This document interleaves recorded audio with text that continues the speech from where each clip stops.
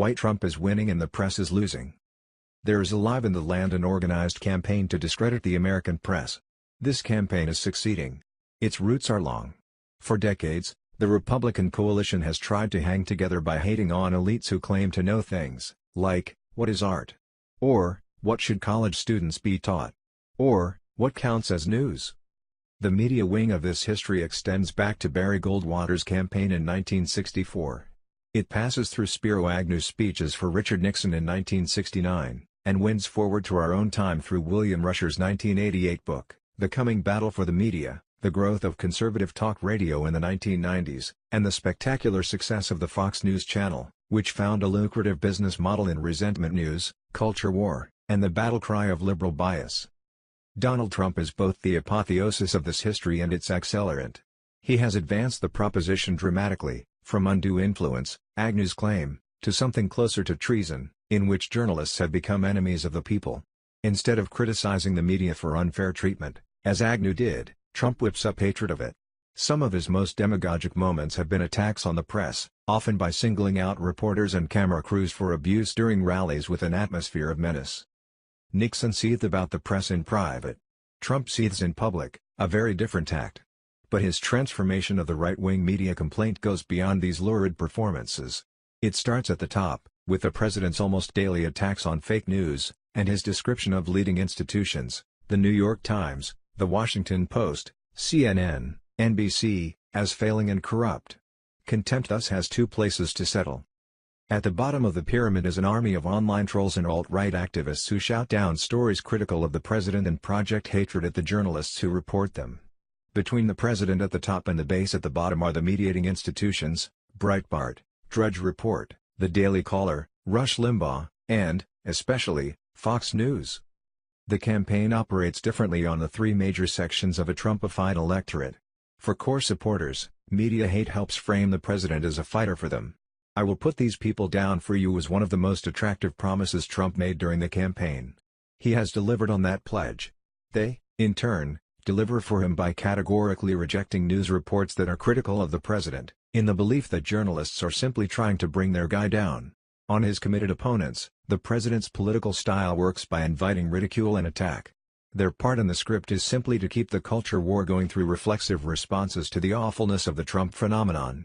The anger, despair, and disbelief that Trump inspires in his most public doubters is felt as confirmation, and consumed as entertainment by his most committed supporters, and his trolls. Notice how if Trump's opponents defend the reporting of an institution like the New York Times, or simply make reference to it as revealed fact, that supports his campaign to discredit the press as a merely ideological institution. Then there's the third group, Americans who are neither committed supporters nor determined critics of Donald Trump. On them, the campaign to discredit the press works by generating noise and confusion, raising what economists call search costs for good information. If the neither-nors give up and are driven from the attention field, that is a win for the president as the polarizer-in-chief. So that's my short course in how the campaign to discredit the American press operates. Let me turn to what is at risk because of it. I have a list of items, some of which belong in an already happened category. There is a risk that one-third of the electorate will be isolated in an information loop of its own, where Trump becomes the major source of information about Trump, because independent sources are rejected on principle. That has already happened. An authoritarian system is up and running for a portion of the polity. Another way to say this is that before journalists log on in the morning, one-third of their potential public is already gone. There is a risk that Republican elites will fail to push back against Trump's attacks on democratic institutions, including the press, even though these same elites start their day by reading the New York Times and the Washington Post. This, too, has already happened. I think that a continual tearing down of institutions in order to inspire your base and keep yourself protected with your base, to me, is damaging to our nation, said Senator Bob Corker, Republican of Tennessee, at a breakfast sponsored by the Christian Science Monitor, April 18. He added, "I do not think tearing down the media is good for our nation." That statements like these from Republican leaders are vanishingly rare is a striking feature of the political scene, and an enabling condition for the campaign to discredit the press. Corker, of course, is retiring. It used to be the case that when the American presidency went abroad, the American press came with it. There would be a joint news conference with the foreign head of state. Often, this would be the only time the host country's press corps got to question their leader. In these moments, The American government and the American press worked together to show the strong men of the world what a real democracy was like. All that is now at risk. What was once described, yes, with some hyperbole, as a beacon to the rest of the world is flickering. When Donald Trump met the president of China in November of 2017, there was no joint press conference. The Chinese didn't want it. The State Department didn't object. I will conclude with something Steve Bannon put to the author Michael Lewis earlier this year. The Democrats don't matter, Bannon said. The real opposition is the media. And the way to deal with them is to flood the zone with shit.